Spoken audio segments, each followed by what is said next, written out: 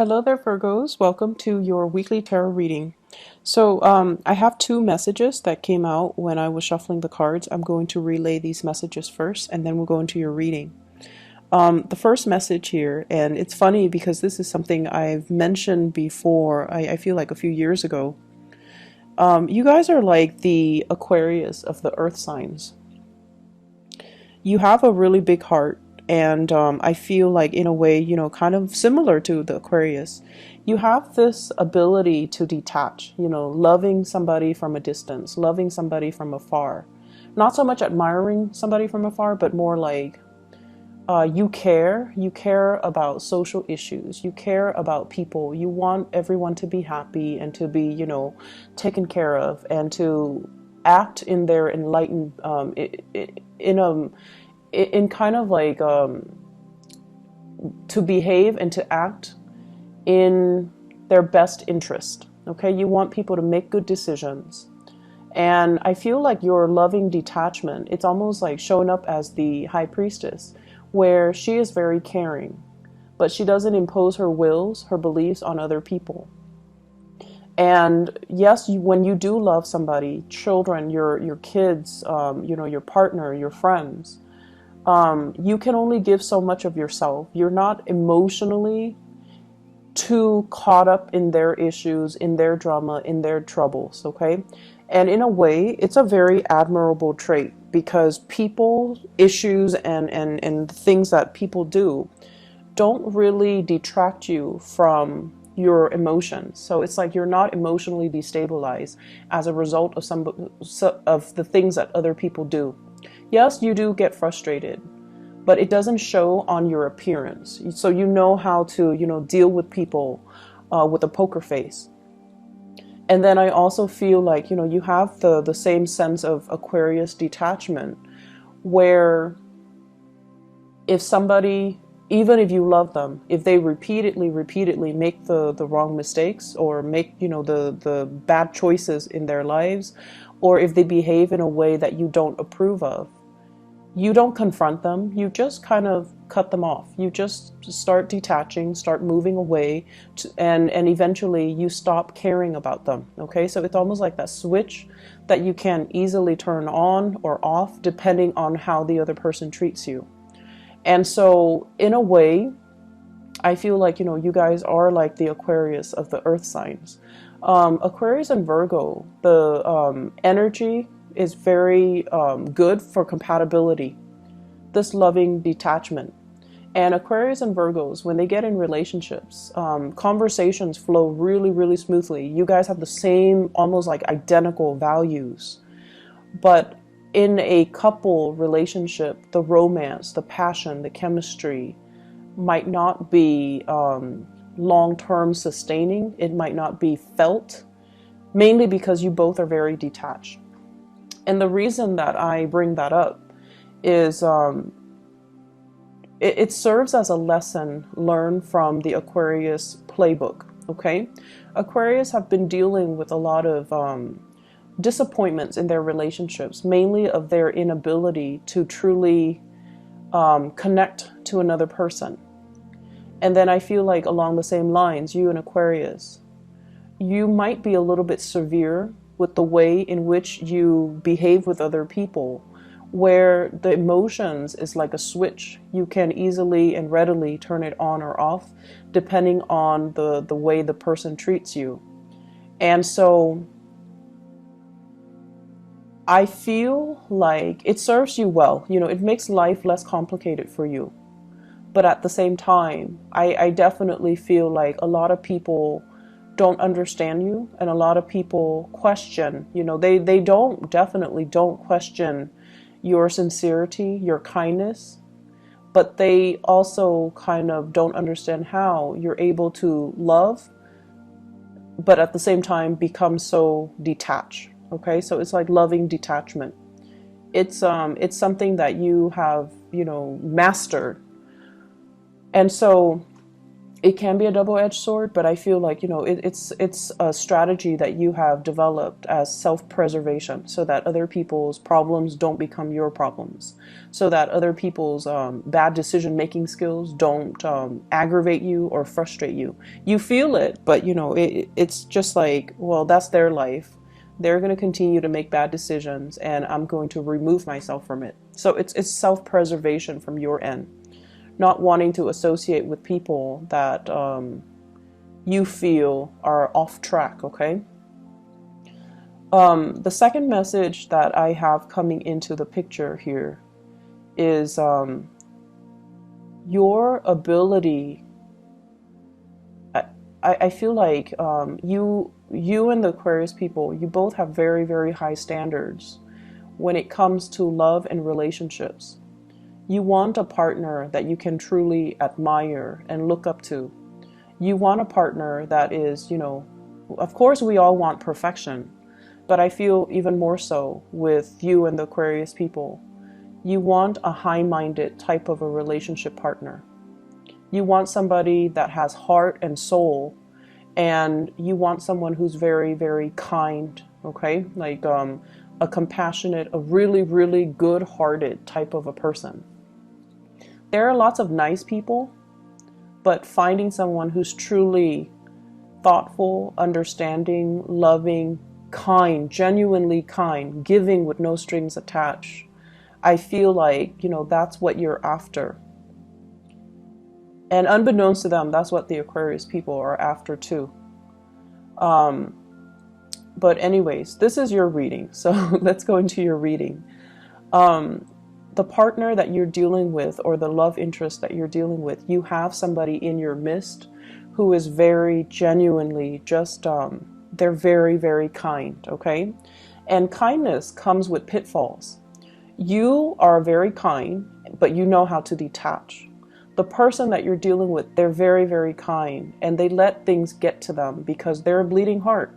They care about, abandoned puppies. They cared about abandoned children. They care about that anonymous homeless man, sleeping on the ground down the street. They care about everybody on a very deep, intrinsic human level. They want everybody to do well. And in a way, they might even give a lot of themselves to charity. They might do a lot of community service. They're just a bleeding heart. They can read like a really sad story on the news and they can sob uncontrollably.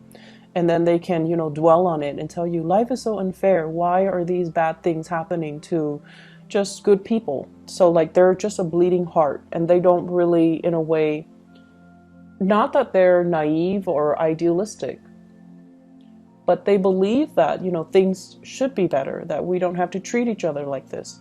And so just imagine if you're dating somebody like that, or if you're interested in somebody like that who dwells on all the negative things, It can be very, very emotionally taxing, right?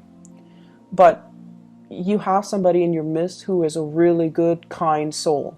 The person that you're dealing with here, we have the Queen of Cups.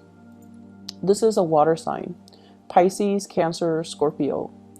And if this is not a water sign that you're dealing with, this is somebody that cares about people on a very deep level, where they get suckered in by a sob story, or they kind of repeatedly help others.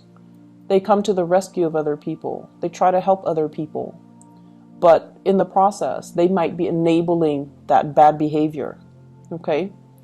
And so I feel almost like you like everything about them. They're a really good, kind person, but you do have certain critiques about the way they behave, and you feel like they need to learn to lovingly detach themselves so that other people's problems don't become their problem. And the person that you're dealing with as well, the way that you feel about them, we have the Temperance card. And the Temperance card is like a mixture of exasperation, but love, okay? So I feel like you care about this person. You want them to go places. You want them to succeed in life. You want them to be well. But there's something about them where they get emotionally destabilized very, very quickly. They give so much of themselves to other people. They give so much of their energy, and their life might be somewhat at a standstill because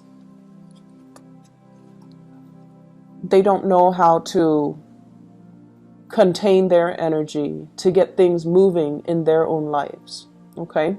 So that might be one of the contentious issues between you and them, as to, you need to get your life started. You need to get going so that you can make more of yourself. So I feel like this person doesn't care about status. They don't care about prestige. They don't care about money. They don't care about, doing the things that can propel them in life. They care about the human relationships, and they're very good at helping other people, but they expend so much energy helping others that they don't know how to help themselves. You do admire them, and you like them because they have a really big heart, and you can forgive a lot. As long as somebody genuinely has a good heart, you will always forgive them. You will give them the benefit of the doubt. But over time, it can become a little bit exasperating, okay? You might feel like they're idealistic as well, or naive, okay? The way that they see you, we have here the Prince of Wands. This is the Knight of Wands. They see you as somebody who is leading the charge, okay? You're quite independent, self-made. You take care of yourself. Business first. You take care of business. You can overcome great deals in your emotional life. Like, it's like your emotional life. We all have emotional hangups. We all have bad days. We all have like things that trigger us, but you don't let it get to you.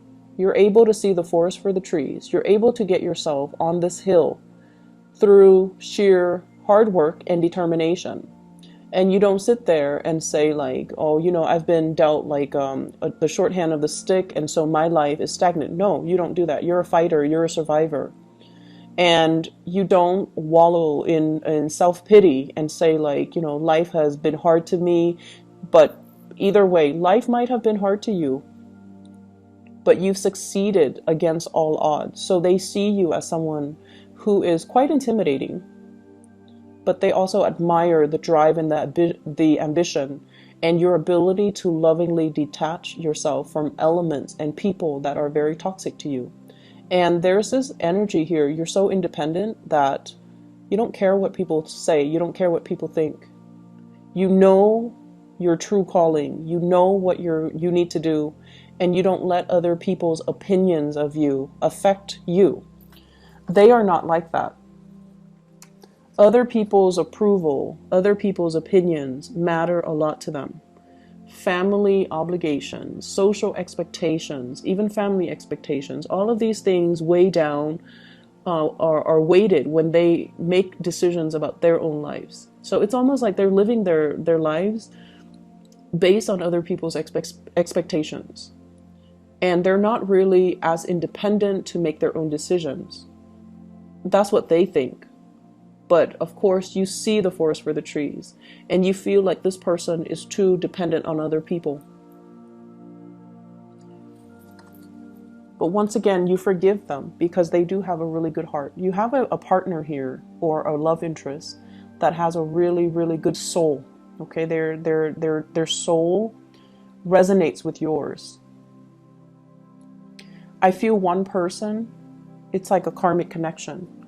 One person is in the other person's life to teach them about unconditional love, to teach them to be less picky, Virgo maybe.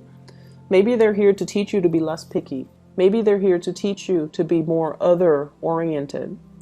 Maybe they're here as well, or maybe you're here to teach them to, live life with a devil-may-care attitude, to take care of business, to be a little bit more detached, to not let emotional hangups and issues weigh them down. Maybe you're here to teach them that, but I definitely feel a karmic connection where two people are learning a great deal from one another because the relationship is very complementary. They have something that you lack. You have something that they lack. You have the drive and the ambition. They have the heart and the soul. Not that you're not compassionate or loving, but I feel like the blending of the energy can create a really good union or even a good business partnership if you choose to partner up with them. What's in the center, the outcome for this relationship? I have here the Ace of Cups. This is really beautiful. So there is a coming together, an expression of love, and the beginning of something amazing between the two of you. And I feel it's because you admire the other person's compassion. They admire your drive and your ambition. And so together you see really, really valuable things in your partner that you are lacking, that they are lacking. And as a result of it, there's mutual love and respect seen here. When I shuffle the cards, the Death card also came out here with the Ace of Cups. And the Death card is almost like that transformation. It might have started out with mutual friendship or admiration, and it's grown into a very pure love where you want them to be well. And then they might have started out admiring you, and now they're like, I really, want that Virgo person to be well. And so there's a really strong connection between you and another person, and you definitely should pursue it. I see them as somebody who's a little bit more receptive. Okay, they don't really take initiative, it seems, and that might be a cause of frustration from your end. They don't really take initiative. The water energy is a very receptive energy, especially with this Queen of Cups. It's somebody that is like they're very emotionally expressive. They're very emotionally intelligent. They know what they feel at all times. But in terms of actions, getting things started, getting things moving, they drag their feet. So in order for these things to take off, you kind of need to, take the initiative. The way they feel about you, we have here the Six of Wands. This is them coming towards you, overcoming their emotional reservations to come towards you. This person is jumping over this crevice that's filled with water, overcoming their emotional hangups, overcoming their emotional issues in order to charge ahead and move towards you. I did the reading for Aries. If you have Aries in your chart, you might want to watch that. If you're dealing with an Aries, you might want to watch that, because this is you waiting for them to get their career started, waiting for them to overcome their hang-ups, to overcome the stalled energy, to overcome their inability to move things along. You're waiting very, very patiently. You're at the pinnacle of your success, and you're waiting for the other person to catch up. And in a sense, you might start to sense that your life is put on hold as a result of waiting on this person. But they are going to be catching up. It's going to be made very, very clear to you that they're going to meet you where you are. Okay, they're moving right behind you, and they're going to catch up to you. And so there is this outpouring of love and appreciation where two people are basically finally aligned, finally on the same page. If in the past there has been a lot of stop and go, and if in the past they might have been, tied up with past emotional hangups, this is the month or the week, I would say the month, as we move into November, where they're not making any more excuses from their end.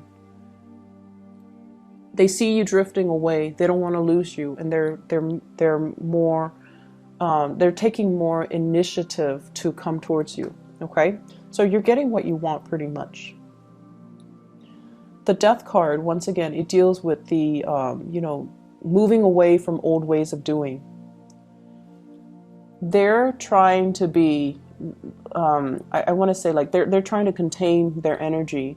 They're trying not to expend their energy towards dead-end relationships, towards bad friendships, towards people that use them, while you're opening up your energy, being a lot more compassionate, being a lot more understanding, being a lot more, it's like, I know that, it's like, I know where you stand, and I can't tell you how to live your life. However, I'm willing to wait for you. So you're willing to, be a lot more understanding of this person. So there's this beautiful blending of mutual energy, which looks really good. In other areas of your life, I feel like we have here the Star card, and this is why I mentioned that Aquarius message at the very beginning. The Star card is about wish fulfillment. It's about dreams and aspiration, dreams coming true. Everything that you've ever worked really hard at, everything that you've ever overcome, you're now exactly where you need to be. And there are major, major new plans, new direction, new opportunities coming into the works for you. It's just a matter of you blending this energy and working with this energy so that you are in alignment with source energy, okay? I have as well a couple, the Knight of Swords and the Queen of Swords.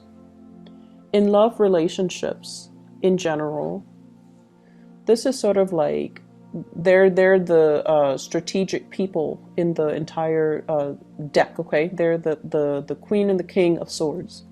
There's a lot of communication between you and your partner, and you guys are communicating about long-term goals and aspirations. Communicating about this. How do we get ourselves where we need to be? How do we fulfill our dreams? Not only as individual, but as a relationship unit. And I also feel as well healing relationships, healing past trauma, healing family issues as well. What I feel though is there's a very strong person, an air sign in your midst, possibly an Aquarius. So Aquarius, Gemini, Libra, Sun, Moon, or Rising. And this is a person that is showing you a vision, okay? They're showing you something. And I feel for some of you, this can serve as like a coworker, a boss, somebody that is telling you about, here's what you should do. If you're interested in getting into, this industry, here are the paths that you should take. They're inspiring you, some of you, to go back to school. They're inspiring you to kind of reach out for a specific career path. They're showing you something and they're telling you, run with it, is what I'm hearing. Some of you might be trained by this person. You might be under this person in some way. They might be a manager, a supervisor, a trainer, a coworker, somebody that you really admire because you admire their intelligence. You also admire their ability to detach, and you get along really well with them. The way that you communicate is very similar. The way that you think, the way that you work. And Virgos, you guys have a reputation for being workaholics. This person might also be a workaholic. But either way, you've got somebody on your side who's going to show you ways to do things, who is also going to show you some major, major breakthroughs that can be had in your career. They can point out, hey, there's this job listing. You should apply for it. And you're like, no, because, in the past, you've always had this energy where you're like, I'm not sure if I'm good enough. And this person's like, yes, you're good enough. So you should apply for it. And they're giving you that nudge and that push to move you along. And what I have as well is I have here the Five of Wands. This is a card about competitors and competition. This is a card overall about having to defend our beliefs, okay? And communicating with people who don't understand us. And don't you hate it when you're at work and you're just working? You're doing what you're paid to do. And then somebody comes up to your desk and they're like, Virgos, you're working so hard. And they meant it as a compliment, but it sounds very annoying, right? And you might have dealt with people like that. They dilly-dally, they don't really get things done. They get involved in office gossip. They add fuel to the fire. And they don't do what they're supposed to do. And it aggravates you.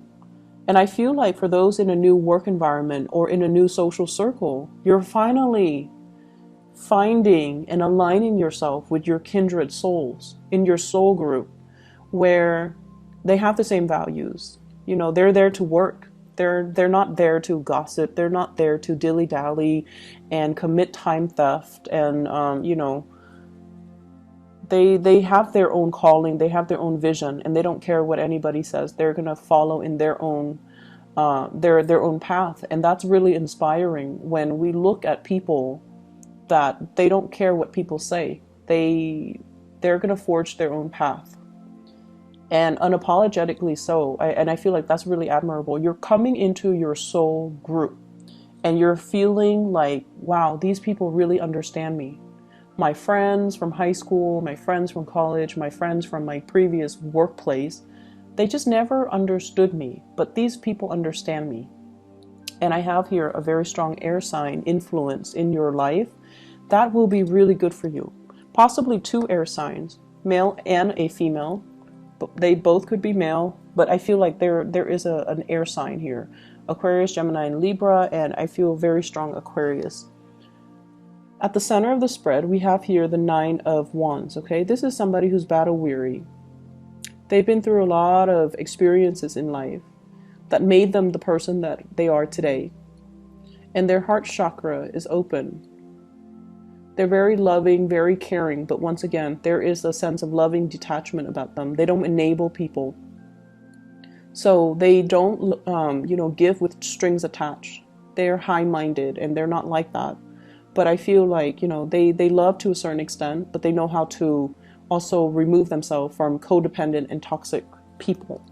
So you admire somebody in your work environment, I'm sensing. You admire somebody in your social circle. They're very inspiring to talk to.